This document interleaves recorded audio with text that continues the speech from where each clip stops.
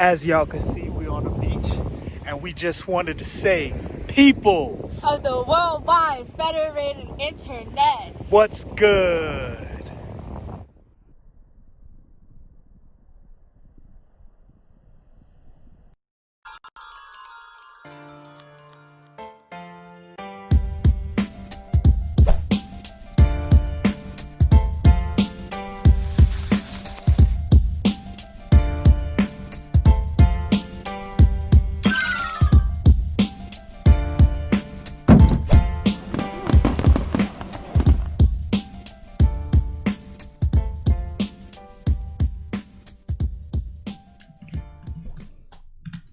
Today in this sick world is trying to indoctrinate your kids. we gonna be talking about these LOL dolls. I don't know if many people out there are familiar with the LOL doll controversy. So how long ago was that? Did it start? I think it was like a year ago. Are you sure? I think so. I think that's when that video came out. A year? Okay, well anyway, so there's these dolls. They're called LOL dolls. And these dolls were marketed to, what would you say, like 5 to 9 years old, somewhere around there. And what the company did not tell any of the parents, it was not marketed on the dolls. I don't even think, were there ads for those dolls anywhere? Yeah, there was like commercials, but it didn't show. Did it show that? No, okay, it didn't so show that. Pretty much what happened is if you strip the dolls, took off the clothes and put them in like warm or hot water, they had on lingerie. They had tramp stamps. It was crazy. And was it one lady that discovered that on the internet?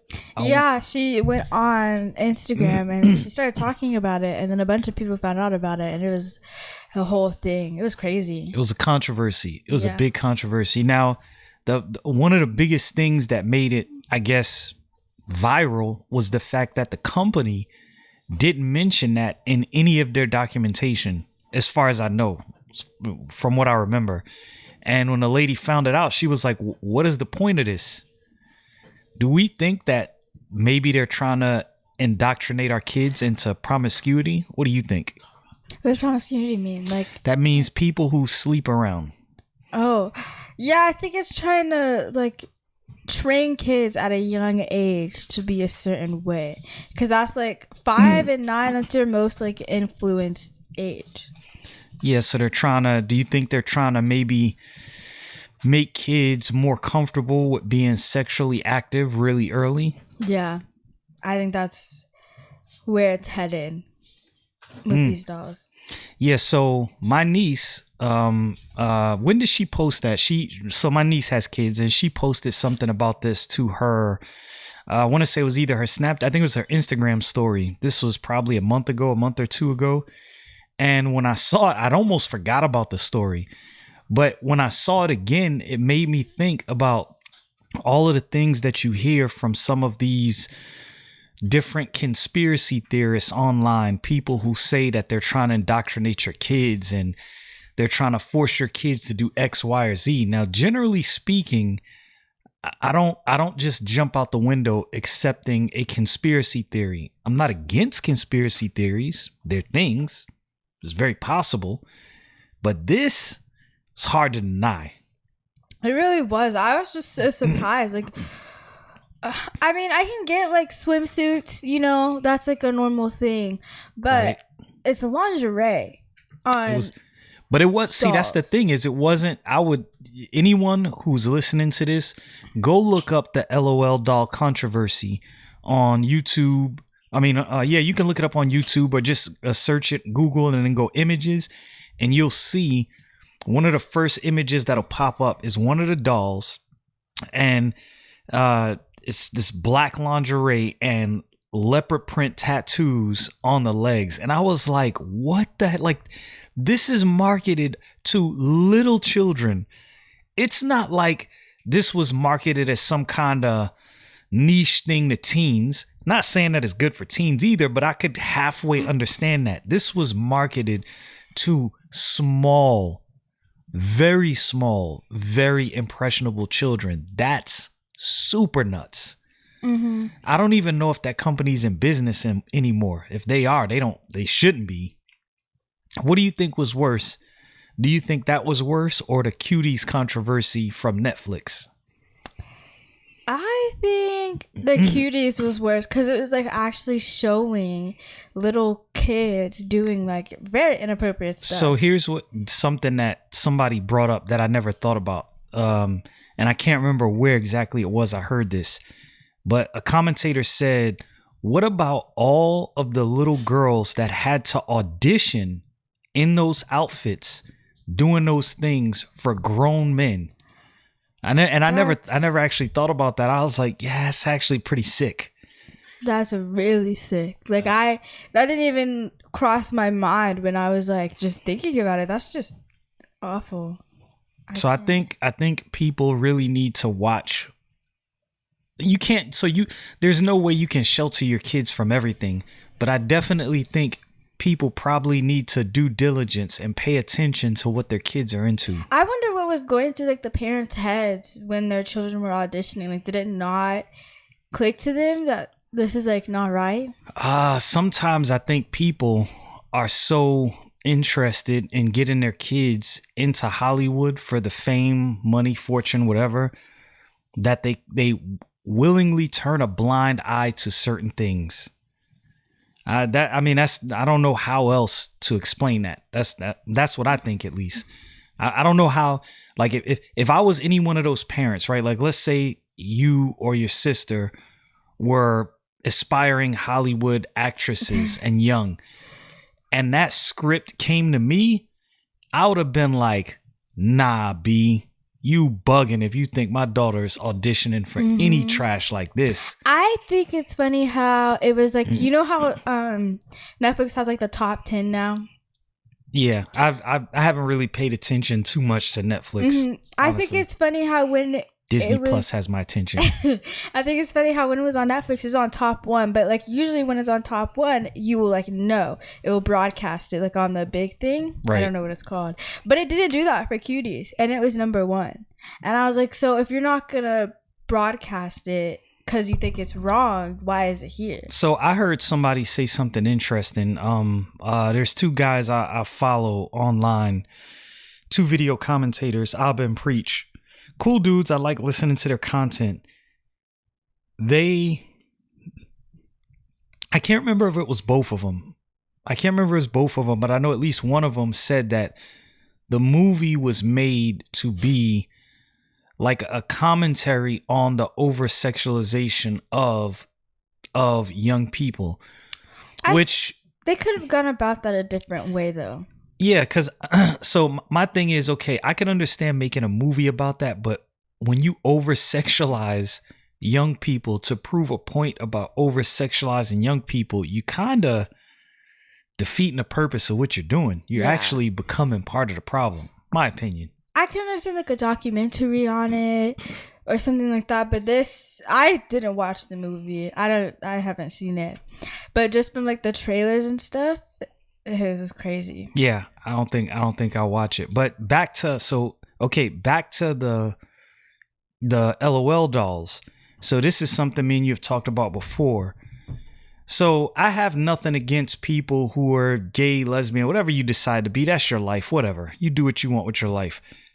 The funny thing is, when you see a lot of movies with young people, so this, and you brought this up before. Remember, you said there was a movie you were watching. It was about a young kid that was having issues, and it turns out that the kid was transgender. Yeah, this kid was like 5. I was like, that's bonkers. Look, if you're 20 years old, 18, 19, 20 years old, and you decide, hey, I'm really supposed to be X.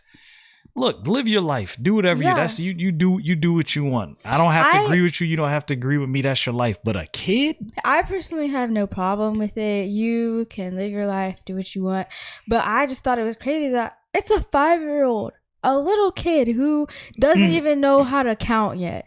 And you want to be transgender? So people, I always hear people make comments to me because I personally disagree with that lifestyle. But this is what I always tell them. My personal disagreements should be irrelevant to you. If you hold to a certain lifestyle and that's what you are, I don't have a problem with you. It's just not it's not something I agree with. But I view that sort of like I had friends growing up who were drug dealers. I didn't agree with that lifestyle. They lived their life however they lived their life. They knew, don't bring that around me because that's not my steez. That's not how I get down. So they did what they did. I didn't agree with it, and we were cool. That's kind of how I view this issue. I think sometimes people misunderstand not agreeing with a person's lifestyle for hatred. I personally, I don't care if you're gay or not, or transgender or not. You could do whatever you want. I support it, but I think I don't. I support it, but I think there's a line to be drawn, and I think that's children. Like children can't think for themselves. So your brain's not fully developed until you're what, like 25? Yeah. And you want to make this big life-changing decision. At that point, if you're 5 and being transgender, that's your parents pressuring you to do that, because that just doesn't come out of nowhere. Is it just parents, or is it parents, society, media, social media? I read I was reading something. I was either reading it or it was a podcast I was listening to where they were talking about statistics and young people. And they said that most young people are getting to the point where it's so cool and trendy to be like trans or emo. Even emo is the same thing. Like, that used to be something that was not looked at in a good way. Now everybody wants to do it. I kind of feel like these things are becoming badge of honors that are being pushed on people. It's not something that's organic. Like I said, I don't have to agree with your lifestyle.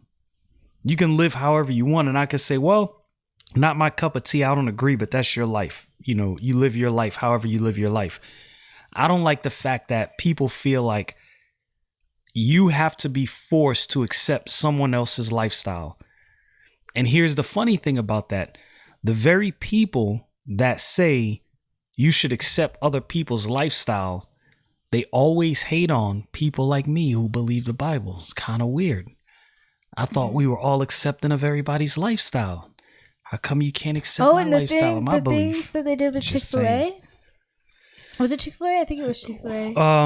I faintly remember the Chick-fil-A story. Refresh my mind. Are you talking about when they tried to boycott Chick-fil-A for supporting, what was it, the Salvation Army? No, it was, they didn't want Chick-fil-A to support Christians and the churches. It was the Salvation Army, and it was the League of Christian Athletes or something like that, and everybody had a problem with it. And the funny thing is, okay, Chick-fil-A is ran by a man and a board. I don't think Chick-fil-A is public. I think it's ran by a guy who is a professing believer, right? So he has certain religious beliefs that he holds to. He has the right to do that, right? Mm-hmm. Tim Cook is gay. So as the CEO of Apple, he has the right to lead Apple in a certain direction that supports gays. You don't have to agree with it, but that's his, he is. I didn't know that. Yeah. You don't have to agree with it, but that's his choice. That's his life. You know, he's running that company. They're going to support what they support. Now, you might have certain groups of believers that boycott Apple because of that. I realize that Apple as a company is going to lead whatever direction they're going to lead, right? I don't have to like it. I can either just not buy and support their products. I'm not saying you can't boycott, but I don't think that's the way, and I don't think that's helpful. If I'm talking to somebody and they believe something like they're gay or lesbian or whatever the topic is, not just that, and I disagree, me boycotting them is not going to bring them to agree with whatever my stance is. Like, that's not the way. In my opinion, that's not going to help. I think if I believe they're wrong, then the proper thing to do is to sit down and have a conversation. Like, let's talk about this. Maybe we'll just agree to disagree. But this whole boycott this and boycott that, I don't think that gets anywhere. Just my opinion. Yeah, I don't think it gets anywhere either. I just think it's funny how they're always telling us, "Oh, support the LGBTQ community and stuff," but they won't support Christians. I don't think they have to. See, that's what I'm saying. I don't Well, need. no, that's not what I'm saying. I'm not saying they have to. I'm just saying it's like you want us to support you, but you won't support us. Oh, it's one-sided. Yeah. It is one-sided. Like I'm at the point where I'm like, I don't need your support. Neither should you need mine. You shouldn't. If you believe what you believe, you should not need validation from me. You should be good with whatever it is you're doing, regardless of whatever it is I got going on. And you shouldn't be like, they shouldn't hate on us because they don't believe in the same things we do, because that's what people were doing to them and they got mad about it. So what makes them think we're not going to get mad about it? Right. So now they want to do the same thing. Mm-hmm. All right. So in today's podcast, I'm going to move on. Brooklyn is going to get up and I'm going to bring in my oldest son, the fly guy himself.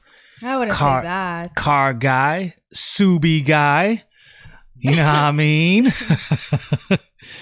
So Malik, get up on in here. Oh no. Let's start that car talk.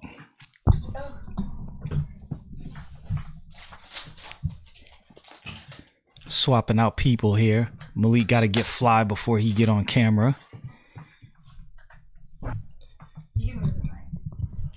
Got to get right. Talk to the people, son. Talk to the people. What up, people? What up? Tell him what you driving. So he got his dream car. Dream car. I say dream car because I've wanted a Subaru for a very long time now, but it's nothing like crazy, nothing too not like unattainable. And I do have like a lot of cars that I want, but I currently drive a 2019 Subaru WRX. Spiced up. Tell him what you did to it. What you did. So it's stage 1, which means it has a air intake and access port, as well as a catback exhaust. I have a Tomei Extreme TI exhaust, and if we have, by the way, all of that means nothing to me. I'm not a car guy. If we have any car people over here, that just means that we Japan boys out here. You know what I mean? That WRX. So what? Okay, so I always wanted to notice what interested you in the whole, I guess, Japanese car craze. I think so when I was in high school in junior year, my friend Brody, he moved from Okinawa, Japan, and I was kind of already like into that whole aesthetic in a sense, but I didn't know like where to go, and I didn't learn anything about it. And then he brought his Nissan 350Z manual. I saw it. He had like a sick wing on it, and it just looked sick. It was stock, but like I thought it was the coolest thing ever. I was like, oh my god, like this is a Z, like it's one of those cars, you know what I mean? And it's a manual. He's the only one that I know that drives a manual and stuff. And I found out he drove it, and then like we became like homies like later on, and I was like, yo, I don't know if you knew this or not, but like I freaking love your car. And as soon as I saw the car, I thought it was so cool, and then it ended up being your car, and like we already hung out. We had computer programming class, basically, something like that. Okay. Yeah. And so yeah, that's a story.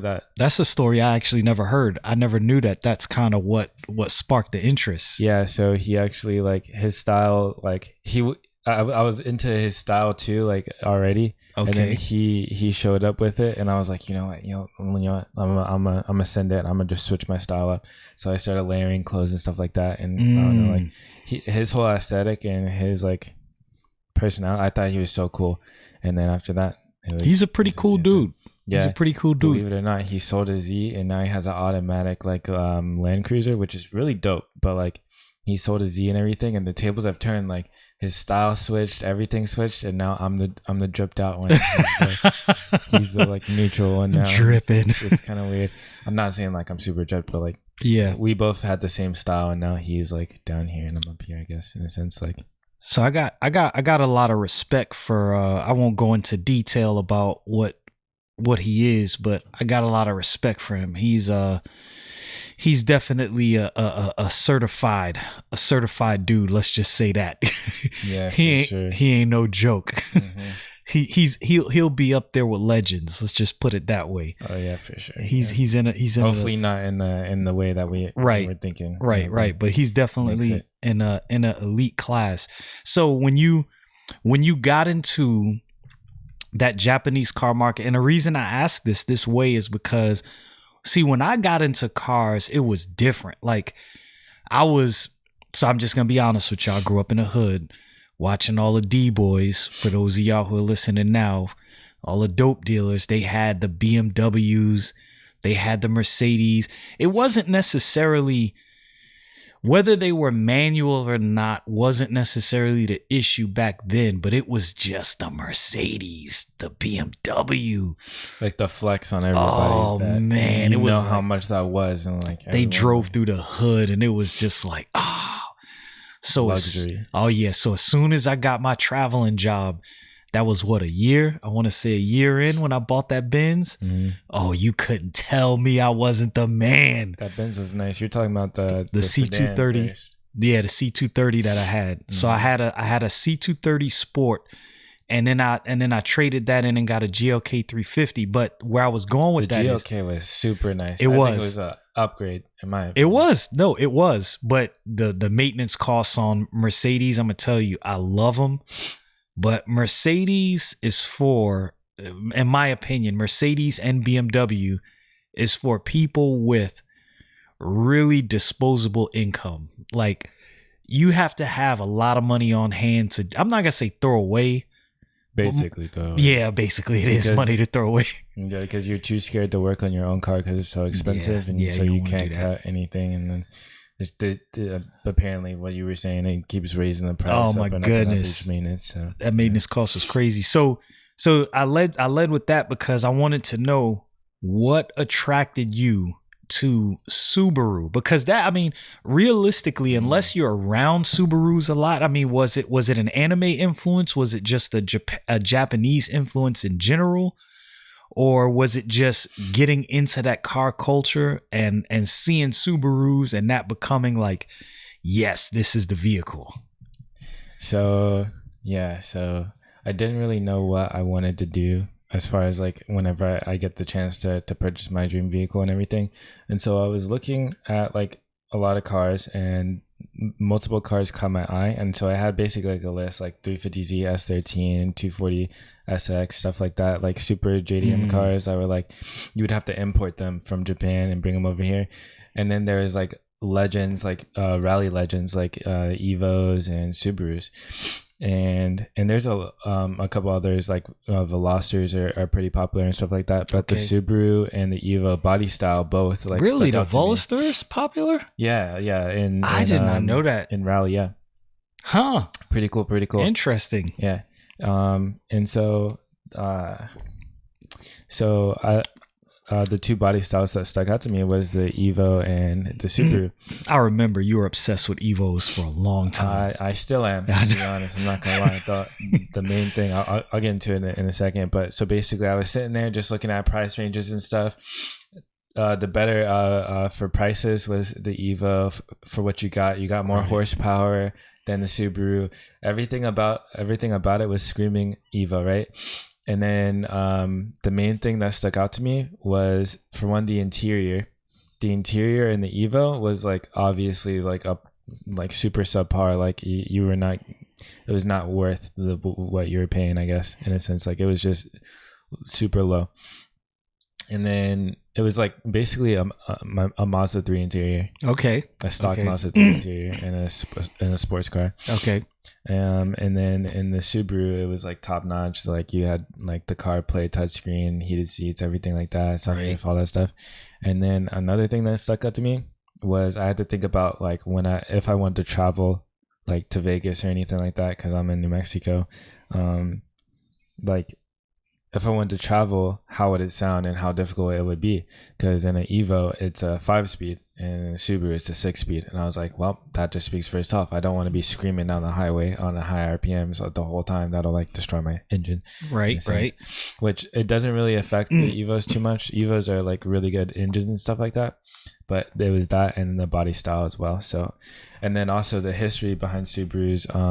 If anybody watches like any of the rallies and stuff like that, and the bodies, like the Subaru Rumble is what gets everybody. Like literally the way it sounds, because it's a boxer engine, and so it produces like this burble effect in the exhaust. Yeah, your car does sound good. I'm not gonna lie. Yeah, it's like a deep rumble, and it's called the Subi Rumble. With WRXs is not too much, but you can get it with unequal length headers, but it's bad for a turbo.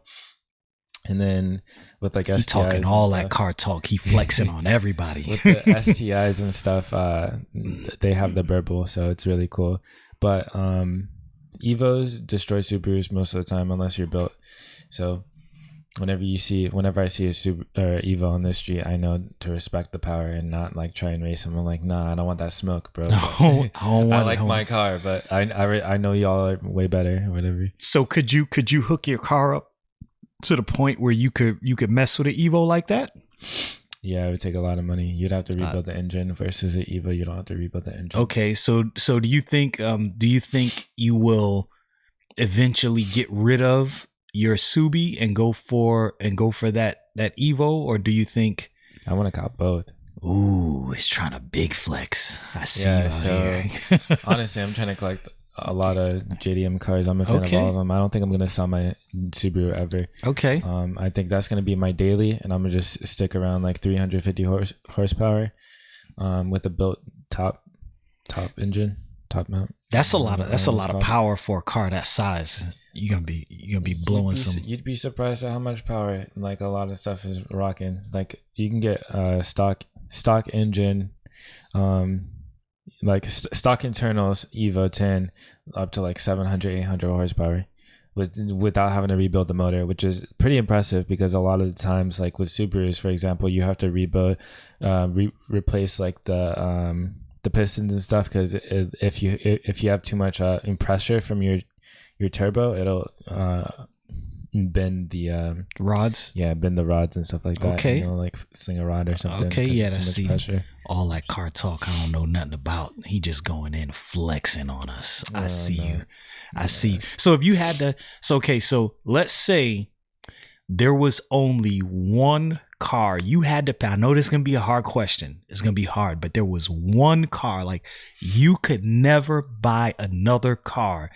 Only this one car you could buy. Now, the caveat is you can hook this one car up any way you want, but you can only ever have this one car. What would it be? Let's see if the Evo makes the list. Let's see. Ding, ding, ding, ding, ding, ding, ding. He thinking about it because that's a hard question. See, for me, it would. It would 100% have to be a 2006 Subaru STI. Okay. The Hawkeye, all black with gold rims. See, for me, he's a car guy. I have different things I'm interested in, but my thing is watches. Watches is my thing.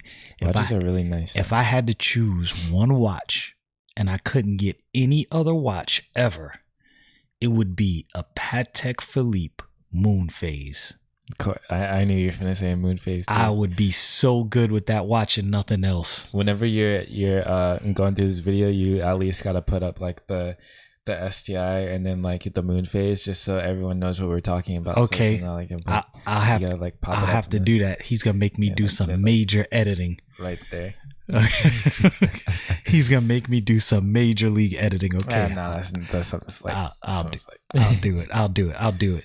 But yeah, so I mean, I'd never. So growing up, I was never into cars. I didn't really know how to drive a stick comfortably. Believe it or not, his mom and one of my friends was teaching me how to drive a stick. I was like, I think I was like 20 years old, but I didn't really learn how to drive a stick comfortably until probably 33. I was overseas in Afghanistan. One of the scariest things to me, this dawned on me one day. I'm over there and I'm like, man, a lot of these vehicles are stick. If something popped off, I'm stuck. Like, I can't do nothing. I can't go nowhere. I was like, this not gonna work. So I learned how to drive a stick. Me personally, I still don't like sticks because See, me and him are different kind of drivers. I'm the old guy. I'm a cruiser. I want to get me right now. I got a Genesis. I just want to get in, put it in drive, and cruise to my destination. You would be what I would consider a driver's driver. You want to feel every shift. You want to hit the clutch. You want to shift to the next gear. You want to feel that little jerk, a little more power. It makes me feel like I'm in an anime. I hear you. I Like hear you. Initial D, or like I'm in like a Fast and Furious movie. Whenever I downshift Okay. and I just hit the gas pedal real quick and just boom, and then you hear the burble. It makes you feel Okay, get wholesome. that feeling inside. Yeah. I might have to share this video with my boy Joe, car guy out in Cali. Yeah. He gonna know all that car talk. He the one that sent me that video I sent you the other day with that Mustang that was blowing the doors off everybody. Yeah, that Mustang is Crazy. dope. I saw that a while ago. Okay, I wanted to ask you this. So I rode in, I think I told you about it. One of my coworkers has a Tesla. Mm-hmm. So he sent his Tesla in for some work and they lent him a Model Y, the new Model Y, dual motor. When he stepped on that gas, he was like, you got to get in this thing. When he stepped on that gas, you know where my apartment is. Yeah. That hill. So when you pass in my apartment going to the Bubba Tea place, Yeah. he stepped on the gas. I felt like I was in a roller coaster. I am not kidding you. Like I felt like my spine was in the back of the car. It was, I've never felt a car tug that hard in my life. Yeah, I would love, if I had the chance, I would love to ride in a Tesla for sure. You can test drive. I don't know if I'm trying to think of where you could test drive a Tesla. Maybe when you drive back up to my place, I'll call that Tesla place and see if we can go test drive one. That'd be a move. 100%. Yeah, that'd be dope because I'm telling you. And if you're even off, the reason I should be.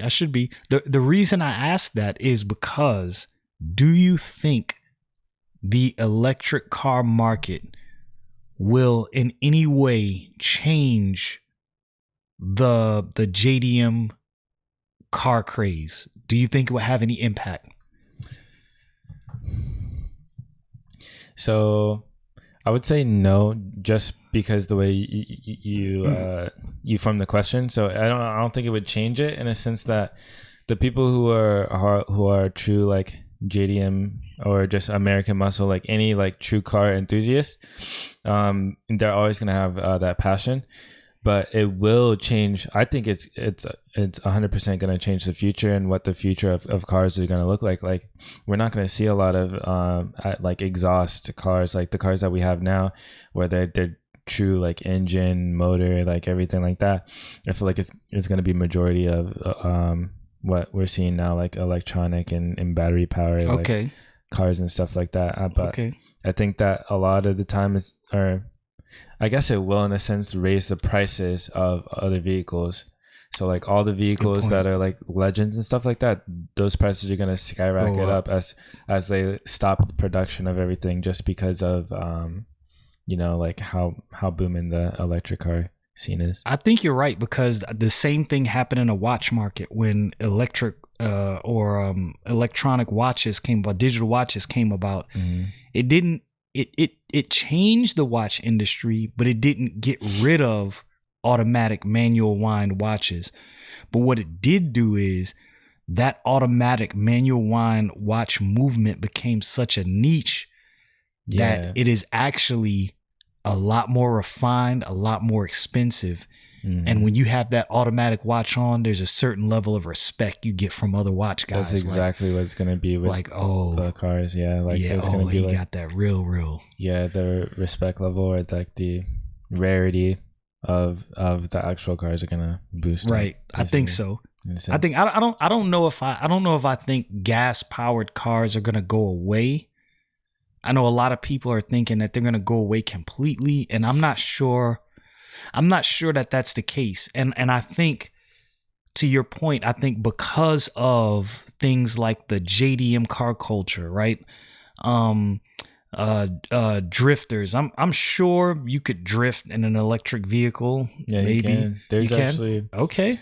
believe it or not, there's a couple in Teslas that I've seen that were slammed, wide bodied, all that stuff in the car culture that were like Really? super clean. I'm not gonna lie, but I was just like, nah, dude, I gotta be able to.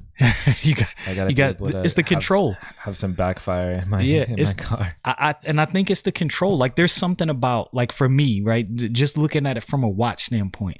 I have digital watches, but my analog watches, though, my manual ones, there's something about, like, right now That movement of the second. I got on my Seiko SKX iconic dive watch, and there's something about watching that secondhand sweep. Yeah. Just, you can't replace that. That's exactly what I think. I'm just like the smoothest. I don't have one that's completely smooth, but like I just love being able to tell a difference. I see somebody's arm and I'm like, oh hey, what do you got on your wrist? They always say like it's a what's that common watch name? G-Shock. Not a G-Shock. It's just like a Casio. No, next one. The one right before that. Citizen. Yeah, a Citizen. It'll be like a Citizen Eco Drive or something like that, right? Got one of those. And I'm like, okay, that's cool. Like that's not bad, but it's a quartz watch or whatever. And then like I'm just like I immediately look at the sweep, like the second hand and how it sweeps. And I don't know. It's just like it's different. It's always different versus a quartz and automatic. Like, so I told you about the guy. So I'm in the airport in San Antonio. This was last year, and this guy had on a Audemars Piguet Royal Oak. I about flipped when I saw this thing on this dude's arm. I'm like, he walked past me, and there's no, for the watch people, there's no mistaking this watch. When you see somebody with this watch on their arm, you know exactly what it is. The shape is extreme. The only thing you could possibly mistake is maybe an Audemars Piguet Royal Oak, and maybe, let me think. No, you can't mistake it for nothing else. That shape is just so unique. And I think in the same vein, there's going to be something that happens when more and more people have electric cars. There's going to be a certain awe when you see somebody drive by and like, oh, you hear that backfire. There's always that awe. Like even right now, like it just makes you, I don't know, you're just like, oh my goodness. So I tell you, cool. I tell you what I think I'm going to do. What I do want to do, I want to get me. So I'm not a car guy, but if there's one car or a group of cars that I'm definitely not obsessed, but interested in, American muscle cars. Yeah, like what? Like a Challenger or Charger. You should get a Hellcat or a... I thought about it. What's it called? What's a Demon? Not the Demon. That's too much. That's too much. That's too much. No, because like it's a lot of money, right? And it's a lot of horsepower, but it's tameable. And I feel like you have enough driving experience to be able to tame it. You're not gonna go like berserk and go like, you know, I'm gonna floor it at this light and tame myself into like a tree. Yeah. But like no, like the rarity of demons, like there's certain demons. I'm pretty sure like they've only made like a certain amount, like under 1,000 demons. And I don't know, being able to have one because they only made them for like a year, I think. Let me see. Let me look it up. I don't know certain ones because I remember seeing this one that got wrecked by this dude who was on drugs. It was parked. So it was parked in their driveway, and it was like a wrapped half bandana, half like white and yellow or something like that. I was sick, and he said, "Bro, they only made like 70 of these," and I was like, "Oh my god." 70 of those demons, and he wrecked it. Yeah, I'll have to look that up. Yeah, I have to look that up later and see. For me, the only reason I say I don't personally need a demon is because cars, especially when you're talking about fast cars like that, like yes, I'm an experienced driver just because on the fact that I've been driving for so long, but not that I'm an experienced driver, you know what I mean? Like, yeah, there's a certain respect and there's a certain skill you need to drive a car that's pushing 700 plus horsepower. Like that's insane.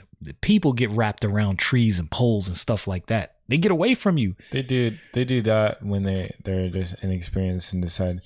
It's the cockiness factor too. Like if you're too confident, then that's when you're just when you don't respect the vehicle. It's just when you get messed up. Like for me, like my car is pretty fast. For me, it's like 270 horsepower or something like that, around there with the stage 1 basically. And for a small car, that's a lot of horsepower. Yeah, and that's a lot of horsepower for someone who hasn't drawn a manual before. So like each gear has different powers. It's boosted, so I'm not used to like the lag of the turbo and stuff like that. Right. But I start off by respecting the car, and I still respect the car to this day. I'm like, you know what? I'm not gonna act like super reckless. If there's like a puddle, why would I freaking floor it just because it's all-wheel drive? You know, like it's just different. Oh, I'm gonna tell you what I did. So this happened to me, right? So I get out to Texas. I'm new, so I'm driving to Walmart close by where I live, and there's this turn, and this goes to what you're saying about respecting the car. So there's a turn, like I don't. So you're going to Walmart. There's a turn over this bridge to head to Walmart.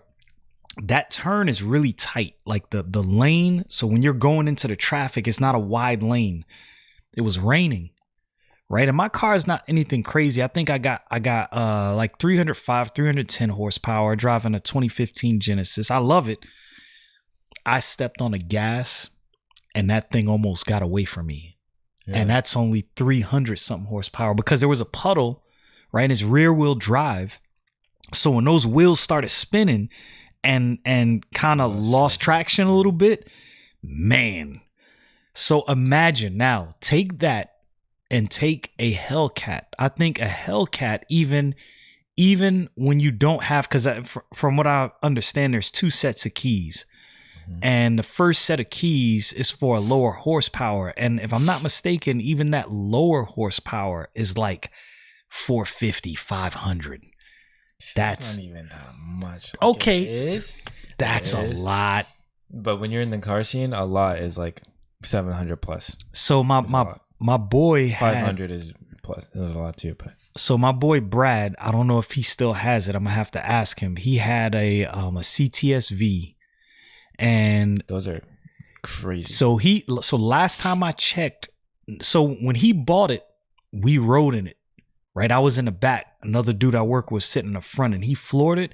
This was before he hooked it up and did anything to it, anything extra. I think he had stock naturally aspirated, if I'm not mistaken. It was like 500 horsepower, something like that. Something crazy. That's a lot for stock. So right now, he has it up to like 760. Now, let me tell you the story he told me, right? So after he hooked it up, got it up to like 760, they're taking it out for a test drive, him and another one of my boys. They're right there on racetrack.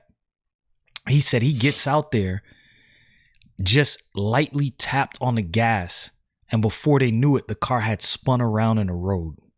Luckily, there was nobody else around. Dang. Just pulling out. Did he talk about the tires he was running at all? I don't. So I'm knowing Brad. Whatever tires he had on there was legit. Okay. Knowing him, he's not gonna go half cocked. But so the thing I'm saying is, and I would venture to say that he's a guy, like you said, respects the car, but is still like that much horsepower. Yeah. You got to think a CTSV is about the size of your car, with 700 and something horsepower. That you're blowing the doors off. Rear wheel drive too. Rear wheel drive. That's so. It took a lot for me to get used to rear wheel drive when I bought my Benz, because the response is different. You know, when you're driving a front wheel drive car, you always feel like the car is pulling. Now, like even in my Genesis rear wheel drive, you can feel it. Like when I step on the gas, like somebody's pushing you. That takes a lot to get used to. Now imagine getting used to that and having like 700 horsepower. Oh. Yeah, especially when you have stock seats, stock stock, like, man, freaking. There's a lot of stuff that goes into that too, like you'd have to replace, because a lot of stock internals aren't really set for that. So like, for people that go on like mountain passes and stuff in their stock cars, like if I went down and tried to go full force or full speed down, like a mountain or anything, it'd be hard for me to control because I don't have racing seats. So every turn, my body would turn and my wheel would turn with it. And so that's why people have racing seats and stuff. So there's a lot of stuff like see, like me with knowledge. I ain't know none of this. Like literally, like there's this thing called a roll. Dang, I forgot what it's called, but it's basically a bar underneath your steering wheel, steering column. No, your wheels are connected to axles, and it's like a roll bar or whatever. Oh, okay. Underneath, so it's like, there's a one for your front and one for the back, and it helps with your body roll and everything like that. Oh, so it keeps the car stable. Yeah, it makes it more stiff. Balanced. So like, yeah, it doesn't really rotate it as much. There's a lot of stuff that goes into like being able to control your car to enhance.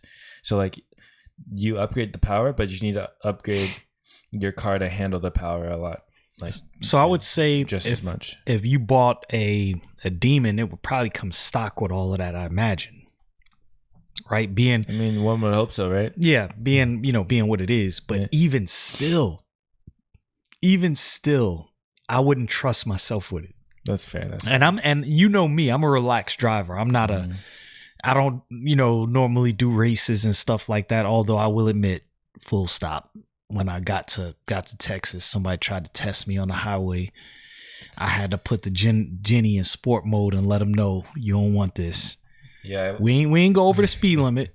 We kept to the speed limit. I just got up to the speed limit a lot faster than this other person did. Let's just put it that way. A lot faster. A lot faster. I got gapped by 3 buses. Yeah, it was. I was like, you don't want it. I saw it. And I mean, whoever it was driving something nice, but they ain't want it. They ain't want that smoke. I remember my first race in my car. I was in Albuquerque, and like this BMW. I was pretty intimidated. I'm not gonna lie, because I know some BMWs are pretty fast, and my little baby was stock, right? And so he pulled up at this light, just having like a good time. I guess he was just cruising around, but he was revving his car, and every time he revved his car, his front end would lift up. So I knew he had like a lot of horsepower, or maybe just a lot of torque. I don't know. And so I was like, okay. I had a passenger in my car, but I didn't say anything. I just rolled down the windows, and then I downshifted. I was in a fourth, and I downshifted the third, and then second, and then my engine was like revving really high, and I was waiting for him to honk, and he never honked. So I honked, and I was like, dun, dun, dun, and I freaking floored it, right. And I was like, my hands were shaking. And it was my first race. I was new to manual and everything, and my hands were shaking. I was like, third, and then fourth, and I was like, I just hope I didn't miss a gear, because I did not want to blow up my engine like at high RPMs or whatever. And I ended up winning, and I was like, oh my god, I just won that thing. And I was like, oh my god, I just won my first race, my first whatever. And I was just mind blown. And I posted on Snapchat. I was like, yo, this dude just got gapped. This I just took this dude to Gapplebee's. Like, this was nuts. It was awesome. Just don't hurt yourself, kid. Just relax. You know who's? I tell you what. You know who's funny. I stopped at the speed limit too, by the way. But that's good. Good idea. You know who's funny to watch? Who races a lot? A rapper. Yeah. You would probably never think about it. He races all the time. If you follow him on Instagram, he always posts stories about smoking somebody on the highway. Redman. Really? Yes. Yes. He's a pretty aggressive dude. He is. I would kind of expect it, but I didn't know he was in the car. Yeah, he's in the cars. I think he drives some kind of Lexus, some kind of hooked up Lexus, and he be giving it to people. Lexuses are nice. My friend wants a. Oh no, that's an Infinity, but there's a Lexus that looks like this Infinity, a Q60, I think it's called. It's a coupe. It's so nice, and the windows. I don't know what it is, but vehicles with a lot of window space, like window like vision. Okay. So nice. So you're saying that it looks like spacious inside because of the way the windows are spaced out. That's what you're saying. So okay. like, you know how like certain cars have like plastic that fill in the spaces between the windows. Right. It blocks there's none of that. And what's that one nuts. BMW? It's like a electric or hybrid, and I think it's like that. Like it's the BMW. Is it R8 or something like that? I can't remember, but it's a hybrid BMW. When you look at it, it kind of looks like a Tesla Roadster, And I think the windows are that way where it's like they're spaced out in a way where it looks like just one big window. I haven't seen that. So a guy that works at my company has a truck. I think it's a Ford F250, F350, one of those big trucks. First truck I've ever seen with panoramic sunroof. Yo, I've been telling you for the longest time, I want a King Ranch with a panoramic sunroof. The amount of space. Yes, it's ridiculous. Things are nuts. It's ridiculous. I haven't even seen it yet, and I just couldn't imagine. Like, it's when I got in this truck. So when I got in this truck, I felt like, you know how you go into a space that you expect to be small, and then when you get in there, it's like, oh. And it's something about the optics of that panoramic sunroof on that big truck. Because I got in and it was like, bro, what's weird is because like they're already spacious as it is, right? Like the room in the on the ground, like the leg room and stuff like that, and then like the reclinability and like the just ability to like move freely in the truck. You don't expect it. It's a big truck, but like you don't expect that much room. Way unexpected. And then it just opens up even more, and then you just feel like free. It's surprising. It's surprising. So I think the next car I'm gonna get after Jenny, Lord willing, is either gonna be a muscle car like that Charger, or it's gonna be a Tesla. It's a toss up. I would go for the Tesla. I saw this meme today. This dude was slumped at the wheel of the car. So, I meant to tell you that. So was his girl. So a lot of those videos are fake. I'm gonna tell you why they're fake. Because now you can, so this is how the autopilot works. I know because I got in my coworker's car and the autopilot is dope. It is so dope. But you have to touch the wheel every like 3 to 5 seconds. I don't know if it's that often, but it does prompt you to touch the wheel. So you can't just like completely not touch the wheel and drive with autopilot. It doesn't work that way. But what you could do is you could lay down and just have your knee on the wheel, just like every now and again moving it for some input. So it can be done. And that autopilot is super sick. Right now, if I'm not mistaken, it only works on a highway, but there's some software upgrade that I think they just released that's going to allow it to work like in just regular traffic areas. And it's not, so this is the thing. Sitting in a car, like me and him are talking, we're on a highway, traffic stops, the car just stops. Yo, it's kind of hard to believe. He put the blinker on. He hit the blinker. The car noticed a car next to us, so it didn't move over. As soon as that car passed, it got over in the other lane. I was like, oh my goodness, this is nuts. This is nuts.